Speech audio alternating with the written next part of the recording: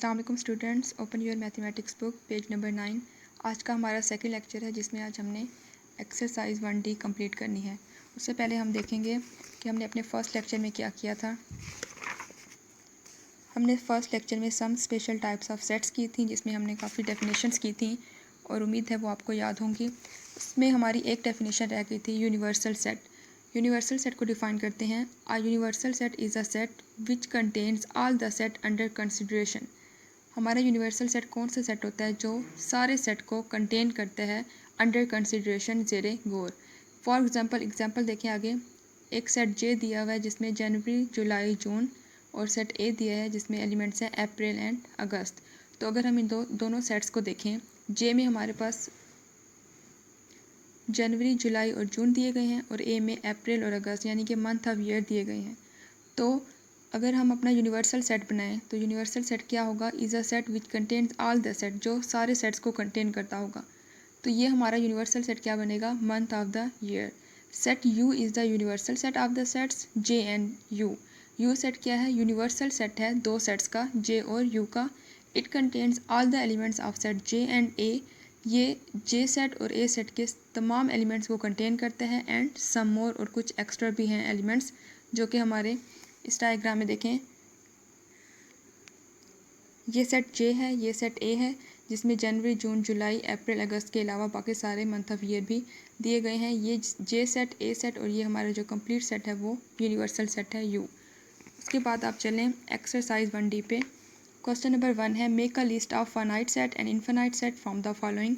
हमने finite set के बारे में भी पढ़ा था जो कि काउंटेबल हों, और इनफाइनाइट सेट जो अनकाउंटेबल हो, जिन्हें हम काउंट ना कर सकते हों। इनफाइनाइट सेट हमारे वो होते हैं। तो नंबर 1 है, ये हमारे MCQ fill in the blanks में आ सकते हैं। Set of cities in Pakistan. Pakistan के जो सिटीज़ हैं उनका सेट, सारी सी बात है पाकिस्तान के सिटीज़ को हम, शहरों को हम काउंट कर सकते हैं, तो ये हमारा फाइनाइट सेट होगा। सेट ऑफ यूनिवर्सिटीज़ इन लाहौर। लाहौर की यूनिवर्सिटीज़ भी हम काउंट कर सकते हैं, तो वो भी फाइनाइट होगा।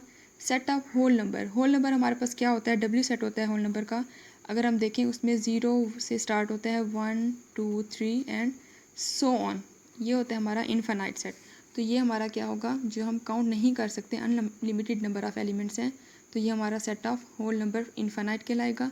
सेट ऑफ नेगेटिव इंटीजर्स, बिल्कुल इसी तरह नेगेटिव इंटीजर्स का जो सेट होता है उसमें सारे नेगेटिव एलिमेंट्स आ जाएंगे, वो भी सो ऑन, हम उन्हें काउंट नहीं कर सकते कहाँ तक एंड होते हैं, तो ये भी इनफाइनाइट सेट है।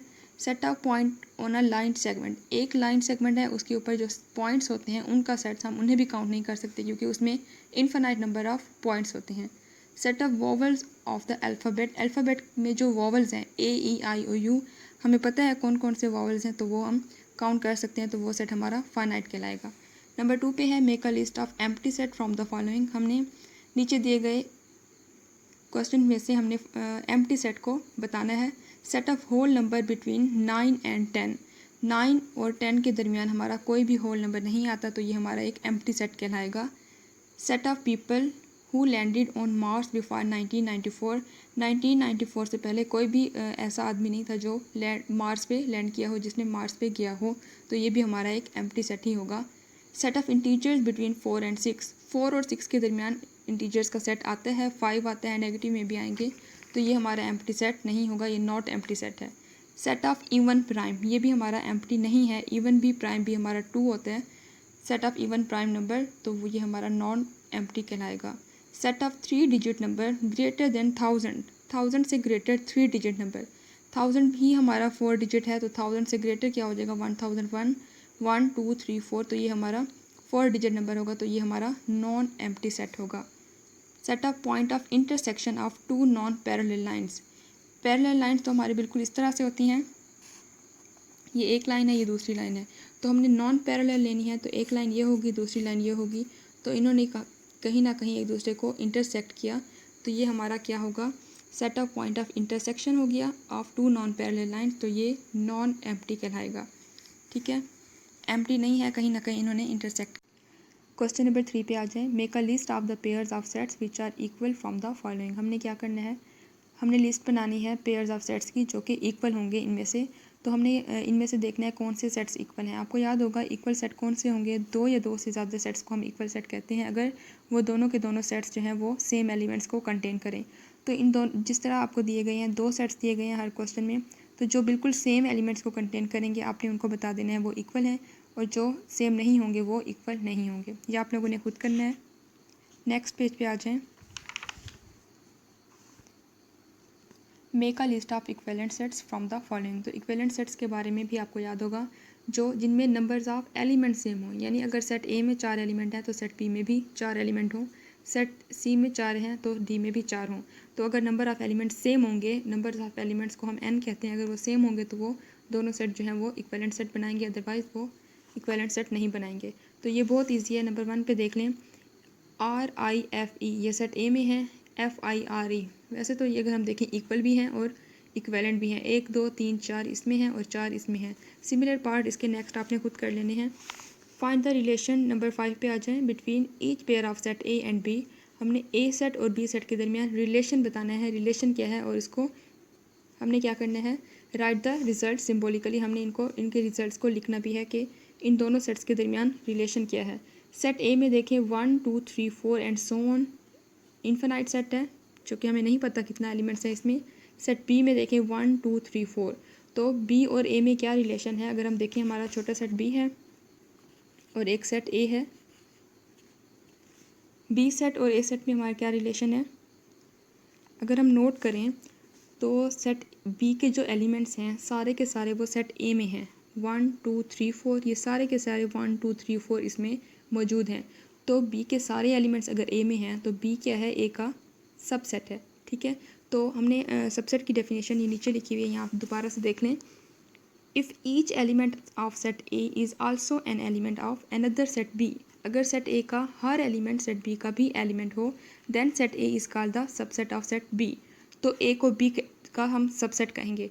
अब अगर हम यहाँ देखें तो यहाँ सेट बी का हर एलिमेंट सेट ए में है, तो बी सेट क्या होगा, ए का सबसेट होगा। सबसेट को लिखते किस तरह से, यहाँ पे दिया गया है द सैम्पल, ये सैम्पल है, is use to denote a subset. तो हमने क्या कर दिया है, set B is the subset of A. Similar है नंबर 2 पे, ए सेट है AEU और बी सेट है set of vowels of English alphabet. तो इंग्लिश अल्फ़ाबेट्स के जो वॉवल्स वर्ड हैं वो हमें पता है AEIOU हैं। तो अगर हम देखें तो बी के ए के सारे एलिमेंट सेट बी में हैं। Vowels of English alphabets AEIOU और बड़ा सेट हमारा बी बन जाएगा और छोटा सेट हमारा ए है। तो बी के सारे एलिमेंट्स बी में हैं, तो हम लिखेंगे A is the subset of B. ये हमारा सेट ए और सेट बी में रिलेशन होगा। नेक्स्ट है हमारे पास ए सेट है PAR और बी सेट है RPA। ये दोनों सेट्स क्या हैं, बिल्कुल इक्वल हैं, बिल्कुल हमें इनमें सेम एलिमेंट दोनों सेट कंटेन करते हैं। ठीक है, नेक्स्ट पे आ जाएं। क्वेश्चन नंबर 6 है हमारे पास, write the missing element in each pair of set to make them equal. Equal बनाने के लिए हमने मिसिंग पेयर लिखने हैं। इक्वल मतलब हमने उन दोनों को सेम कर देना है। SOFT TF, इसमें क्या मिसिंग है, O, तो यहाँ आप O फिल कर लें। सिमिलर बाकी भी इसी तरह से आपने कर लेने हैं। नेक्स्ट है write the missing element to each make each pair of sets equivalent. हमने क्या करना है, हमने ईच पेयर ऑफ सेट्स को इक्विवेलेंट बनाने हैं, यानी उनके नंबर ऑफ़ एलिमेंट्स को सेम करना है। तो यहाँ 3 है तो यहाँ भी 3 करने होंगे। यहाँ 1 2 3 है, यहाँ AE कोई भी लिख दें, I लिख दें, कोई भी एलिमेंट लिख दें इनको इक्वल बनाने के लिए। Apple, banana, grapes, orange. And B set क्या है, AB। नेक्स्ट आप कुछ भी एलिमेंट लिख दें CD सीक्वेंस के साथ, C and D। नेक्स्ट इसी तरह से 3 और 4 भी आप लोगों ने खुद कर लेने हैं। ओके स्टूडेंट्स, आज का हमारा सेकेंड लेक्चर यहीं पे एंड होता है। आपने इनको अच्छी तरीके से याद करना है। फर्स्ट 3 क्वेश्चन आप लोगों ने बुक पे ही सॉल्व करने हैं। नेक्स्ट 4 5 6 और 7 जो है वो आपने अपनी नोटबुक पे सॉल्व करने हैं और अच्छे तरीके से सबको याद भी करना है। ओके, थैंक यू, अल्लाह हाफिज़।